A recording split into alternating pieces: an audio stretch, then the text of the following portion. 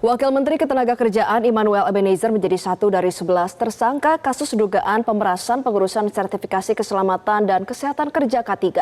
Total pemerasan diduga telah mencapai 81 miliar rupiah.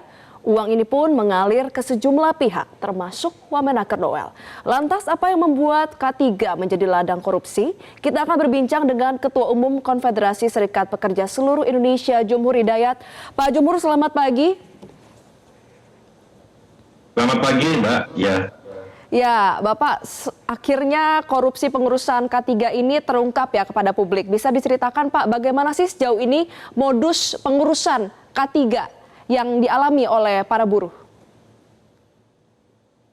Ya, sebetulnya memang kan ada perusahaan perpanjangan yang mendapat semacam akreditasi dari Kementerian Tenaga Kerja untuk membantu agar para pekerja yang ditugaskan urusan K3 itu punya sertifikat gitu. Jadi PJKT, perusahaan jasa K3 itu semacam menyelenggarakan pelatihan-pelatihan.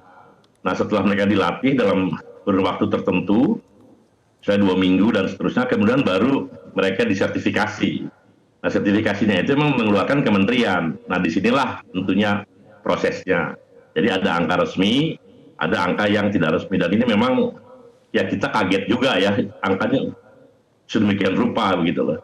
Tapi seandainya PJK3 itu, karena dia sifatnya sebagai IO ya, semacam event organizer gitu, dia kan mungkin menginap, ada penginapan, ada makan pagi sampai dan seterusnya, dia boleh jadi bisa ada standarnya lah. Tapi ketika harus bayar mendapatkan sertifikat, itu yang tidak boleh, karena itu adalah gratifikasi atau pemerasan. Jadi saya rasa ini cukup menyedihkan, dan ternyata memang saya setuju ya kalau semacam ada sindikasi atau kultur yang berkembang ya dalam urusan memeras sebagai pejabat atau birokrat ya. Ini mengerikan sekali, karena datanya tuh ternyata 2020 itu data dari kecelakaan kerja itu hanya 115.000 orang seluruh Indonesia.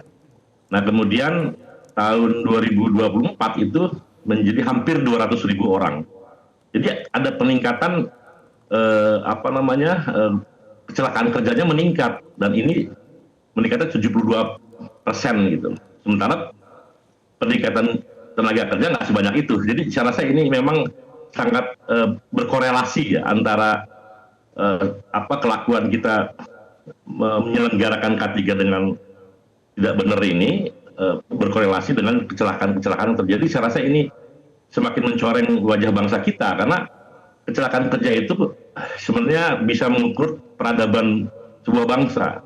Bagaimana bangsa ini membiarkan banyak orang kecelakaan dalam kerja atau sangat serius menyikapi kecelakaan kerja. Ini sangat berkaitan, dan saya rasa ini cukup memilukan kita lah, dan mudah-mudahan segera berubah. Dan sebetulnya saya sering berinteraksi dengan Kementerian Tenaga Kerja, terutama menterinya ya. Itu saya tahu sebetulnya ini lagi mau disikat habis-habisan nih, tapi rupanya ini ya kalah cepat ya. KPK punya data yang lebih. Jadi saya tahu ada fakta integritas, ada apa yang nggak boleh kamu ngasih uang. Kalau ada uang itu untuk uang yang kalian peroleh dengan cara yang halal tentunya ya, untuk keuntungan dari perusahaan, itu pakai untuk peningkatan nih. Tapi faktanya ngalirnya sampai juga, ini yang menyedihkan sekali. Dan menurut saya begini, Wamenaker Immanuel itu ya dia larut gitu loh. Jadi harusnya dia bukan hanya memberantas harusnya, tapi dia juga mungkin larut karena barangkali juga ditawar-tawarin. Saya nggak detail soal itu. Kira-kira gitu, Mbak. Mau bersih-bersih tapi malah disikat duluan ya Pak Kemnakerja. Tapi sebenarnya kalau dari segi regulasi, prosedurnya tuh seberapa besar sih Pak celah korupsi di pengurusan sertifikasi K3 ini? Ya, memang ini sekarang ada semacam dualisme ya juga di beberapa sertifikasi ya. Karena ada namanya BNSP. BNSP itu lembaga yang memberikan sertifikasi kepada orang yang punya keterampilan tertentu. Nah, tapi sekarang surat keterangan atau semacam sertifikatnya masih dikeluarkan oleh kementerian. Kalau memang kita mau saklek sebetulnya ya seluruhnya BNSP aja. BNSP itu Badan Nasional Sertifikasi Profesi. Jadi seluruh sertifikasi itu keluarnya dari badan ini. Nah, tapi sekarang faktanya masih ada beberapa yang diambil oleh kementerian dan ya akhirnya terjadi seperti itu. Walaupun kita tidak bisa menjamin juga di BNSP akan bersih juga, ini kan soal apa mental ya. Jadi tapi potensi memang untuk ya kamu saya kasih sertifikasi kamu lulus, masa kamu nggak ngasih duit ke saya, kira-kira gitulah cara berpikirnya gitu loh. Dan ini parah betul memang. Saya juga nggak tahu bagaimana menghabisi mental-mental seperti ini ya, karena buat saya itu mengganggu pelayanan dan merusak citra bangsa dan menurunkan tingkat peradaban kita dalam menghargai orang gitu loh, keamanan orang bekerja itu. Banyak negara-negara yang lain itu cenderung turun, kita kok cenderung naik gitu. Ini yang jadi masalah. Jadi menurut saya harus lebih serius lagi, digalakan lagi supaya ini nggak boleh terjadi dan dipastikan sertifikasi kepada personel perusahaan yang bertugas di K3 itu dimasifkan sehingga kita nggak boleh main-main lagi dengan perlindungan dalam kecelakaan kerja ini. Kira-kira seperti itulah. Data jam sostek itu, data BPJS Ketenagakerjaan itu naiknya dari sekitar 1,5 triliun, ini nominalnya ya, 1,5 triliun untuk klaim jaminan kecelakaan kerja di tahun 2020. Tahun 2024 itu menjadi 3,5 triliun. Yeah. Jadi naiknya tuh lebih dari 100% nominalnya.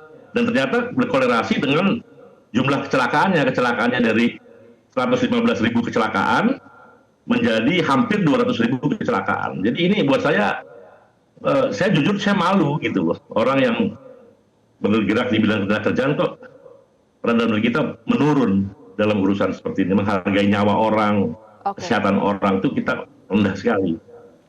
Ya Bapak, tapi terkait dengan dualisme sertifikasi, akankah lebih baik jika memang pengurusan sertifikat ini benar-benar diberikan kepada pihak swasta saja secara keseluruhan?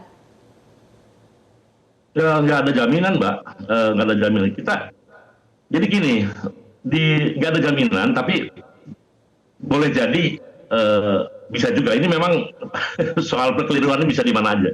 Di BNSP, Badan Nasional Sertifikasi Profesi, itu juga dia memberikan akreditasi kepada perusahaan yang boleh mensertifikasi. Jadi namanya dia memberikan izin lah, semacam izin LSP, Lembaga Sertifikasi Profesi. Ini swasta, Mbak. Swasta diberikan izin oleh BNSP untuk mensertifikasi orang per orang. Nah itu ada seperti itu. Tapi ya akhirnya kelihatan mana yang LSP yang nakal, LSP yang bagus, LSP yang dikenal publik baik, itu akan kelihatan dengan sendiri. Jadi soal kayak gini memang soal mental saya juga kurang paham detail soal mengatasi mental bobrok bangsa kita soal korupsi ini ya. Ini harus dengan cara yang lebih extraordinary, saya nggak tahu lah. Oke, intinya sebenarnya ini soal mental ya Pak. Tapi meskipun demikian kita harus tetap optimis nih, kira-kira jika memang soal mental ini nanti bisa dibenahi ke depannya. Kira-kira apa nih yang perlu dibenahi juga di tubuh Kemnaker agar memang korupsi dengan modus K3 ini tidak lagi terulang ke depannya? Ya kalau saya sih pengawasan ya. Jadi ujungnya itu memang pemerintah kalau pemerintah berubah, ke bawahnya itu berubah. Ya saya alhamdulillah lah pernah memimpin lembaga 7 tahun ya. Wah itu waktu urusan sertifikasi TKI ya. Oh itu luar biasa Mbak. Saya jadi orang dapat sertifikat tuh ya asal bayar aja. Wah itu saya habisi itu. Jadi kalau dari atasnya bisa, ke bawahnya bisa sebetulnya. Jadi ya. Tapi kalau yang atas penguasa Ucuk, ya, itu ikutan, nah itu malah repot. Dan sejauh ini sih Kementerian Tenaga Kerja ya, dan alhamdulillah Pak Yasirli ini kelihatan sangat serius untuk memberantas itu dan dia dibuka seluas-luasnya lah. Mudah-mudahan membaik dan didengarkan oleh semua birokrat dimanapun, termasuk yang utama di Naker lah. Demikian Mbak. Berarti salah satu hal yang bisa dicegah adalah dengan memperkuat pengawasan ya Pak. Karena kalau tidak salah saat ini pengawasan hanya dilakukan di internal dan ternyata belum bisa untuk menghilangkan korupsi di tubuh Kemnaker. Kita sama-sama harapkan semoga mereka yang duduk di pucuk pimpinan ini benar-benar serius ya untuk memberantas aksi korupsi di tubuh Kemnaker. Terima kasih Ketua Umum KSPSI Jumur Hidayat sudah bergabung bersama kami di Selamat Pagi Indonesia. Jelajahi cara baru mendapatkan informasi. Download Metro TV Extend sekarang.